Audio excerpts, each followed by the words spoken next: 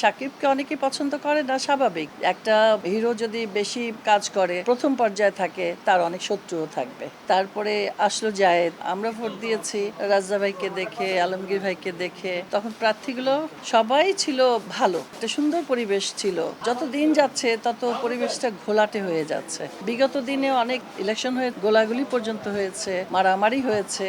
আসলে তখনকার এই ফিল্মে পলিটিক্সটা ছিল না, দলাদলিটা ছিল না। আমরা ভোট দিয়েছি রাজা ভাইকে দেখে, আলমগীর ভাইকে দেখে, সবাইকে দেখে। সবাই আমরা বসতাম, বলতাম যে তখন প্রার্থীগুলো সবাই ছিল ভালো, কাকে রেখে কাকে দিব, কিন্তু দলাদলি ছিল না।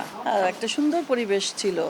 যত দিন যাচ্ছে তত পরিবেশটা ঘোলাটে হয়ে যাচ্ছে। বিগত দিনে অনেক ইলেকশন হয়েছে, আপনারাও দেখেছেন, গোলাগুলি পর্যন্ত হয়েছে, মারামারি হয়েছে। এটা সাকিবের থেকে শুরু হয়েছে বলতে, সাকিবকে অনেকেই পছন্দ করে না, স্বাভাবিক। একটা হিরো যদি বেশি কাজ করে বা প্রথম পর্যায়ে থাকে, তার অনেক শত্রুও থাকবে। তো এই তারপরে আসলো জায়েদ। তো আগের দিনের চেয়ে পরিবেশটা এখন বেশি ঘোলাটে হচ্ছে, এটাই বলবো।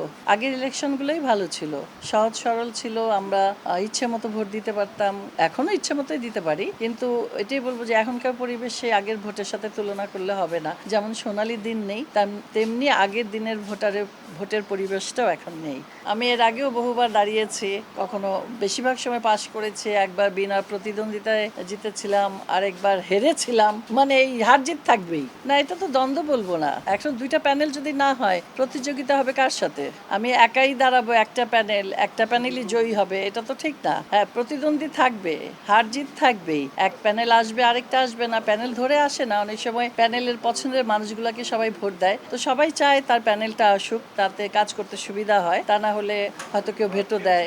এই কারণে দুইটা প্যানেল হয়েছে, এটা ঠিক আছে।